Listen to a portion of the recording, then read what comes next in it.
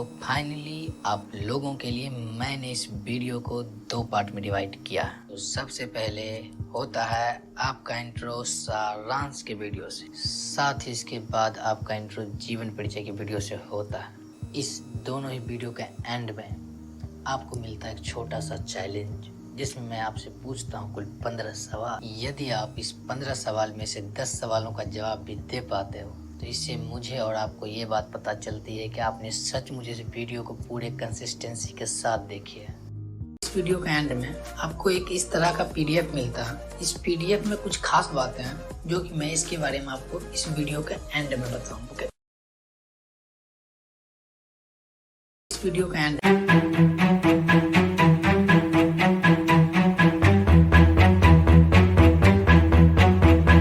कबीर और सूर पर लिखे गए छप्पय कविता भक्तमाल से संकलित है। इसके लेखक नाभादास हैं। इसमें उन्होंने कबीर और सूर के व्यक्तित्व गुण और उनके कविताओं के सौंदर्य का वर्णन किया है। प्रथम छप्पय में कवि कबीर के विशेषताओं का वर्णन करते हुए कहते हैं कि एक वह भक्ति के विमुख धर्म को अधर्म मानते हैं। यहाँ पे कवि ने भक्ति को सबसे ज्यादा महत्व दिया है एवं सबसे ऊपर रखा है। भक्ति के बिना किए गए योग, यज्ञ, दान, भजन, इन सभी काम को वह तुच्छ मानते हैं। अर्थात वह साफ दिल से की गई भक्ति को ही सर्वश्रेष्ठ मानते हैं, जिसमें सच्ची भावना और प्रेम हो। इसके अलावा बाकी सब दिखावा है। उन्होंने कभी किसी के साथ पक्षपात नहीं किया। उनके वचन, उनकी भाषा जो भी है वह सबके हित में होती है, चाहे वह हिंदू हो या मुस्लिम। यहाँ पर उन्होंने एक दूसरे के प्रति समानता के गुण को दिखाया है। इसका प्रमाण रमैनी और सब्दी है, जो मेरी बातों का साक्ष्य सबूत है। 3 संसार में सभी लोग मुख देखी बात करते हैं, परंतु कबीर कभी मुख देखकर बात नहीं करते। उन्होंने कभी सुनी सुनाई बातों पर विश्वास नहीं किया। चारों वर्ण, चारों आश्रम और 6 दर्शन को भी उन्होंने कोई महत्व नहीं दिया। इसलिए उन पर मुख देखी ना ही भनी लागू होता है। दूसरे छप्पय में कवि सूर के विशेषताओं का वर्णन करते हुए कहते हैं कि उनकी सभी रचना युक्ति, चमत्कार और अनुप्रास की स्थिति प्रेम से भरी होती है एवं उनकी वाणी प्रेम से भरी हुई है।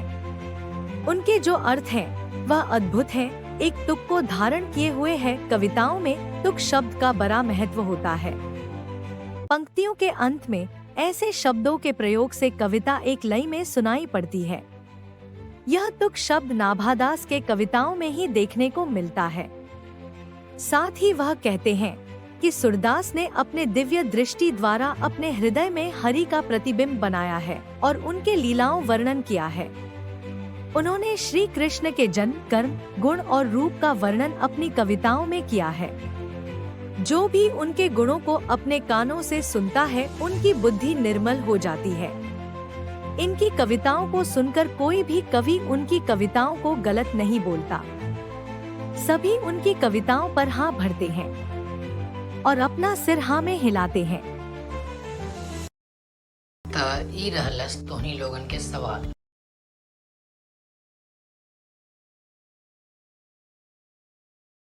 अब जल्दी से दाओ इन सवालन के जवाब। तो चलो आज छप्पय कविता के बारे में गहराई से चर्चा करते हैं। पहले ये बताओ, छप्पय कविता किससे संकलित है?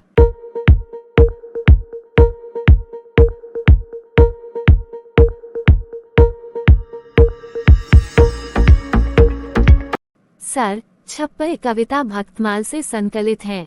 ये बहुत प्रेरणादायक ग्रंथ है। सही कहा। अब नाभादास ने छप्पय कविता में किनके बारे में बताया है?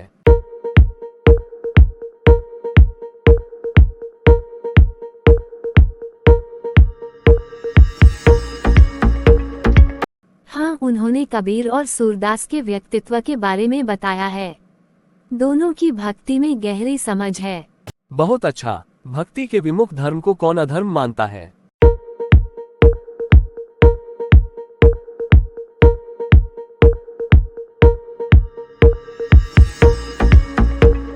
हाँ, याद आया। कबीर दास भक्ति के विमुख धर्म को अधर्म मानते हैं।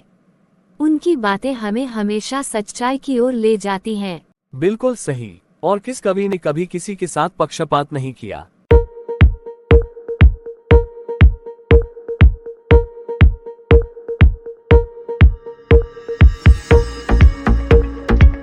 सर, कबीर ने कभी किसी के साथ पक्षपात नहीं किया। उनकी समानता की शिक्षा आज भी प्रासंगिक है। सही। दूसरे छप्पे में नाभादास किनके बारे में बताते हैं?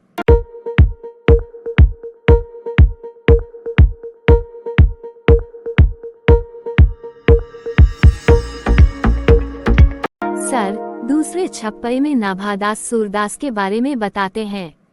उनकी भक्ति और कृष्ण के प्रति प्रेम अद्वितीय है। मुख देखी नहीं भानी, ये किसके ऊपर लागू होता है?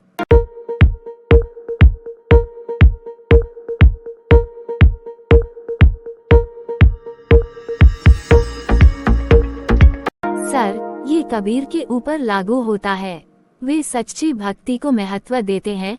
और कबीर ने किसे ज्यादा महत्व दिया है?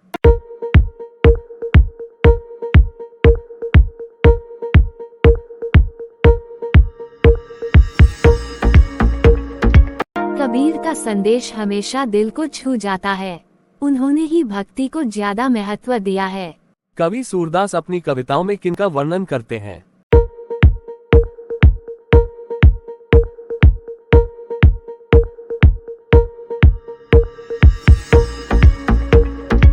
सूरदास अपनी कविताओं में श्री कृष्ण के जन्म, कर्म, गुण और रूप का वर्णन करते हैं।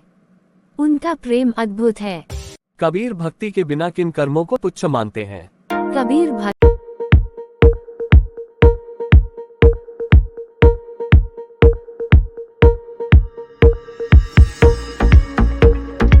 के बिना योग, दान, यज्ञ और भजन जैसे सभी कर्मों को तुच्छ मानते हैं। और जो भी सूर के गुणों को अपने कानों से सुनता है, उसकी बुद्धि क्या हो जाती है?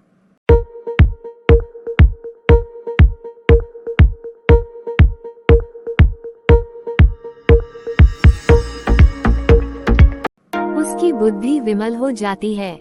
ये तो सच है कि सूरदास की भक्ति हमें शुद्ध करती है। 4 वर्ण, 4 आश्रम और 6 दर्शन को किस कवि ने महत्व नहीं दिया है?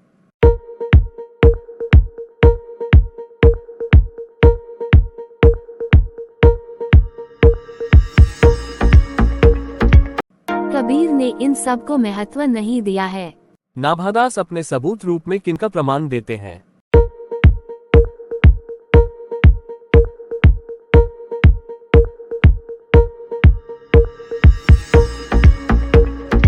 नाभादास अपने सबूत रूप में रामायणी और शब्दी का प्रमाण देते हैं।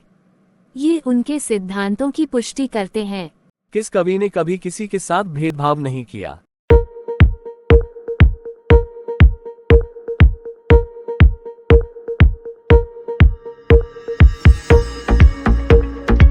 कबीर ने कभी किसी के साथ भेदभाव नहीं किया। उनकी समानता की बात हमें एकजुट।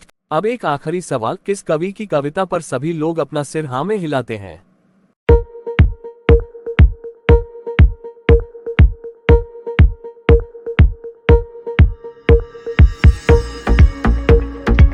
सभी लोग सूरदास की कविता पर अपना सिर हाँ में हिलाते हैं। उनकी रचनाएं दिल को छू जाती हैं। बहुत अच्छे, तुमने शानदार जवाब दिए। मुझे तुम पर गर्व है। तुम्हारी मेहनत साफ दिखाई देती है। धन्यवाद सर, इसका श्रेय मैं आपको और छोटी 4-in-1 क्लासेस को देता हूँ। आपकी शिक्षाएं मुझे प्रेरित करती हैं। यहाँ हर टॉपिक में मिलती है गहराई, सीखने का सफर बनता है सुखदायक। Choti 4-in-1 classes. Choti 4-in-1 classes. Choti 4. तो चलिए आपकी यात्रा शुरू होती है। आज से लगभग 500 वर्ष पहले सौरमंडल के खूबसूरत ग्रह पृथ्वी ग्रह पर जाते हुए आपकी मुलाकात होती है। अपने देश भारत से भारत देश की ओर जाते हुए आपकी मुलाकात होती है तेलंगाना नामक राज्य से। तेलंगाना की ओर जाते हुए आपकी मुलाकात खम्मम नामक जिले से। खम्मम की ओर जाते हुए आपकी मुलाकात होती है भद्रांचल ग्राम से। भद्रांचल ग्राम के अंदर जाते हुए आपकी मुलाकात एक दलित परिवार से होती है। इस परिवार में कुल 3 सदस्य हैं। जानकी के पति रामदास और उनका पुत्र नाभा जो अभी 1 वर्ष का है। एक दिन जानकी अपने बेटे नाभा के साथ खेल रही थी, तभी बाहर से कुछ लोगों के पुकारने की आवाज आती है। ओ नाभा की माँ, ओ नाभा की माँ। नाभा के पिता अब इस दुनिया में नहीं रहे। काम से लौटते वक्त रास्ते में उनकी मृत्यु हो गई। यह सुनते ही नाभा की माँ गिर पड़ी और चीख चीख के रोने लगी। उसने जैसे तैसे अपने पति का अंतिम संस्कार किया। अभी नाभा की माँ रामदास के मृत्यु के सदमे से उभरी भी नहीं थी कि दूसरी ओर गांव में अकाल पड़ गया। जानकी को कुछ समझ नहीं आ रहा था कि वह अपने 1 साल के बच्चे को लेकर कहाँ जाए। रामदास अगर जिंदा होते तो वह कुछ करते भी। उस बेचारी को कुछ समझ नहीं आने के कारण वह अपने मायके जयपुर राजस्थान चली जाती है। वहाँ कुछ समय रहने के बाद जब नाभा बड़ा होता है, तब नाभा के बातों का अपनी माता के साथ मेल नहीं खाने पर नाभा का अपनी माता से बिछो अर्थात अलग हो जाते हैं और वह घर छोड़कर वृंदावन आकर बस जाते हैं। वृंदावन में उनकी मुलाकात स्वामी रामानंद के शिष्य परंपरा के प्रसिद्ध कवि स्वामी अग्रदास और कृष्णदास पैहारी के प्रशिष्य से होती है और नाभा के विनती करने पर स्वामी अग्रदास नाभा को अपना शिष्य बनाते हैं और वह वहीं अपने गुरु और उनके प्रतिपालक के देखरेख में रहता है और वहीं पे रहकर वह सत्संग और स्वाध्ययन द्वारा ज्ञानार्जन करते हैं। एक दिन उनके दीक्षा गुरु स्वामी अग्रदास द्वारा उनके जन्म का वर्ष पूछे जाने पर वह अपने जन्म का वर्ष अनुमानतः 1570 बताते हैं, चूँकि उन्हें भी अपने जन्म का वर्ष मालूम नहीं था। स्वामी अग्रदास रामानंद शिष्य परंपरा के प्रसिद्ध कवि थे। उन्होंने ही नाभादास को दीक्षा दी थी। गुरु से दीक्षा मिलने के बाद वह राम भक्ति में लीन हो गए। चूँकि उनकी अभिरुचि लोक भ्रमण, भगवत भक्ति, वैष्णव दर्शन एवं काव्य रचना में थी, इसलिए वह कवि तुलसीदास जी से मिलना चाहते थे। क्योंकि उस समय कवियों में गोस्वामी तुलसीदास प्रसिद्ध थे। नाभा कवि तुलसीदास के लेखन शैली से प्रभावित होते हैं। चूँकि तुलसीदास भी राम भक्त थे और नाभा भी राम भक्त थे, परंतु दोनों की राम भक्ति में थोड़ा अंतर था। तुलसीदास के राम भक्ति में मर्यादा का भाव और नाभा के राम भक्ति में माधुर्य भाव पुट था। परंतु उनकी मुलाकात तुलसीदास जी से नहीं हो पाई, इसलिए वह वहीं रहकर भक्तमाल, अष्टयाम और रामचरित संबंधी पदों की रचना करने लगे। यहाँ पे वह अष्टयाम को 2 रूप में लिखते हैं, एक अष्टयाम ब्रजभाषा में और 2 अष्टयाम चौपाई दोहा शैली में। इन सभी रचनाओं में उनकी भक्तमाल अर्थात भक्तों की माला कविता संग्रह लोगों के बीच प्रसिद्ध हुई, जिनमें उन्होंने कुल 200 भक्तों के चरित्र को 316 छप्पयों में लिखा है। यह पाठ भी भक्तमाल से संकलित है। इसमें वह कबीर और सूर के बारे में बताते हैं। अंततः नाभादास की अंतिम वाणी जाति पाति पूछे न कोई, हरि को भजै सो हरि के होई, अर्थात भगवान जाति पाति नहीं पूछते, जो भगवान को याद करता भगवान उन्हें भी याद करते हैं।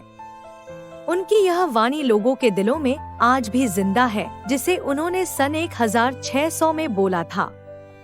इसके बाद वह आज तक किसी को नजर नहीं आए।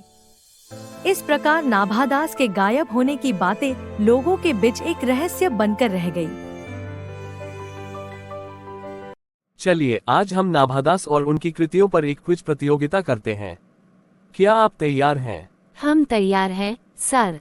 अच्छा, पहला सवाल, नाभादास का जन्म कब माना जाता है?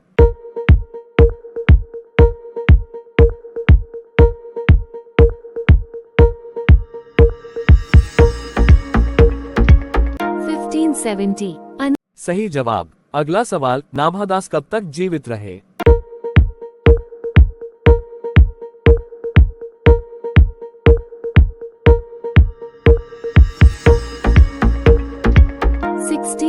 अनुमानित।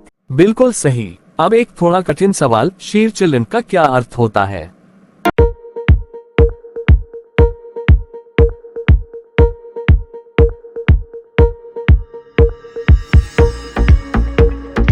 सिर डुलाना। सही उत्तर। अब नाभादास का जन्म स्थान बताइए।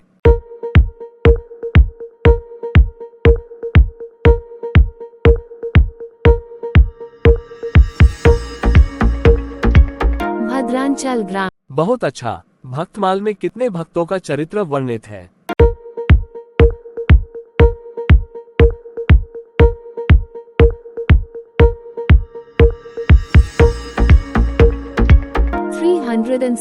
भक्तों का।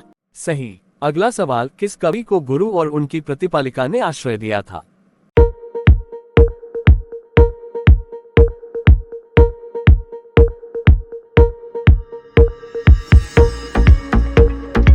नाभादास को। सही। और नाभादास किनके समकालीन थे?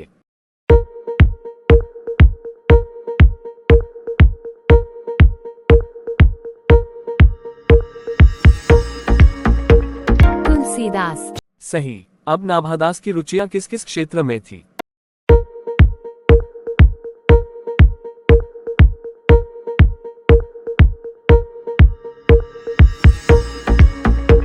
लोक भ्रमण, भागवत भक्ति, काव्य रचना और वैष्णव दर्शन चिंतन। बिल्कुल सही। जानकी ने अपना गांव क्यों छोड़ा?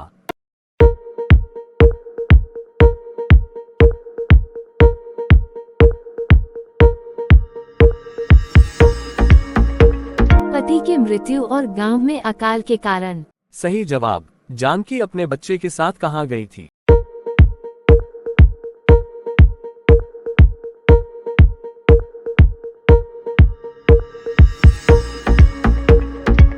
जयपुर, राजस्थान। सही। नाभादास का स्थायी निवास कहाँ था?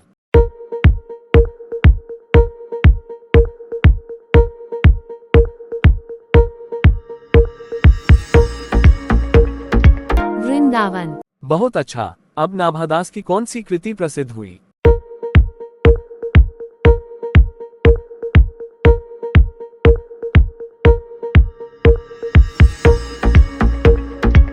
भक्तमाल। Choti सही। अष्टयाम किस भाषा में लिखा गया था?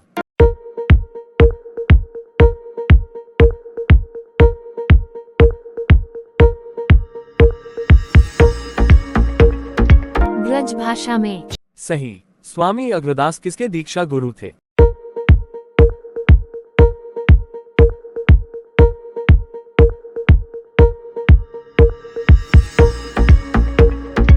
नाभादास के। बिल्कुल सही। और स्वामी रामानंद के शिष्य परमपढ़ा के प्रसिद्ध कवि कौन थे?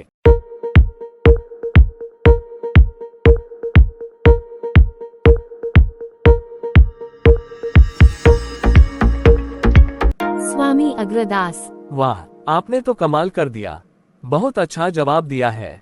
धन्यवाद सर, हमें बहुत मजा आया। तो क्या आप रेडी हो? तो चलिए समझते हैं।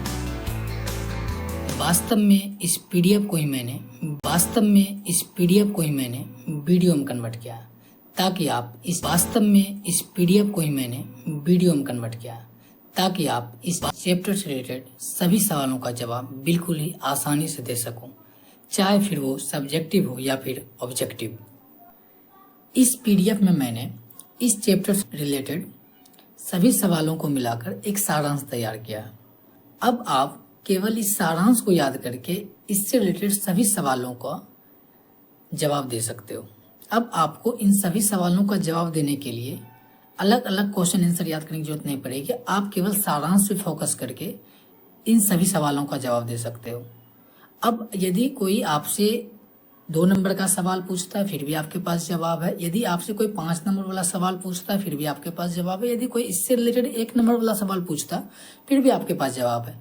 यानी सारा सॉल्यूशन बस इस सारांश में छिपा हुआ है। अब आपका फोकस इस सारांश पे होगा, आपका माइंड क्लियर हो जाएगा। पहले क्या होता था, आपको लगता था कि मुझे बहुत सारे क्वेश्चन वगैरह याद करने हैं, बहुत सारे ऑब्जेक्टिव रट्टा मारना है। अब वो चीज नहीं होगा। अब यहाँ पे क्या है, बस ओनली फॉर ये 2 पेज याद करने हैं आपको और आपके सारे सवाल का सॉल्यूशन आपको मिल गया। इस सारांश को और बेहतर से समझने के लिए आप सारांश के वीडियो को देख सकते हो। आप अपने किसी भी डाउट को सारांश के वीडियो को देख करके क्लियर कर सकते हो। इस वीडियो के पहले भाग में सारांश का वीडियो है, जबकि वीडियो का दूसरा भाग जीवन परिचय का वीडियो है। जीवन परिचय के वीडियो को मैंने कहानी के रूप में प्रेजेंट किया ताकि आप उसे बिल्कुल ही आसानी समझ सको और याद रख सको। अब इस दोनों ही टॉपिक के वीडियो को देखने के बाद आपके सारे डाउट क्लियर हो जाएंगे और आपको 50% याद हो जाने चाहिए।